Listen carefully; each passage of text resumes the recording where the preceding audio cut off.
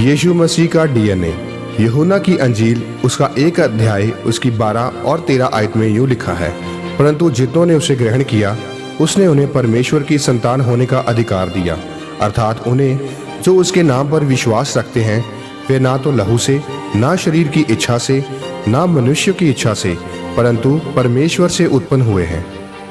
मेरे प्रियो, जिस दिन आप प्रभु यीशु मसीह को अपना उद्धारकर्ता ग्रहण करके बपतिस्मा लेते हैं और प्रभु भोज लेते हैं, उस दिन आपका डीएनए बदल जाता है। फिर जो गरीबी, जो श्राप आपके दादा परदादाओं ने सहन किया है, वह आपके हिस्से नहीं होता और आपकी नींव सही बन जाती है। बाइबल बताती है कि दाऊद के बड़े भाइयों को परमेश्वर ने राजा बनने के योग्य ना समझा, क्योंकि वह परमेश्वर के साथ वफादार नहीं थे।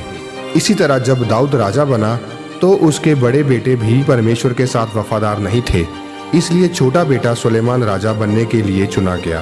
वह आत्मा जो दाऊद के बड़े भाइयों के जीवन में काम करता था, वही आत्मा अब दाऊद के बड़े बेटों के जीवन में काम कर रहा था।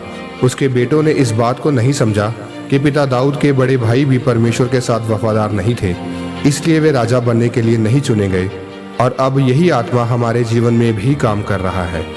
इसलिए हम अपने आप को सुधारें और परमेश्वर के मार्गों पर चलें, अपने पिता और परमेश्वर के आदेशों का पालन करें, पर वह नहीं सुधरे और इसीलिए दाऊद के बड़े बच्चे भी फेल हो गए। आज लोगों को कई बीमारियां उनके दादा परदादाओं से मिली है और वह चेकअप करवाने जाते हैं तो डॉक्टर बताता है कि ये बीमारी, ये शुगर, ये मोटापा इसलिए है क्योंकि आपके पिताजी, आपके दादाजी को भी ये बीमारी, यही समस्या थी। वह बीमारी आपके डीएनए में है। मेरे प्रियो, यदि शारीरिक बीमारियां आपको बिना कुछ किए ही आपके डीएनए में आ सकती है, तो आत्मिक बीमारियां भी आ सकती है।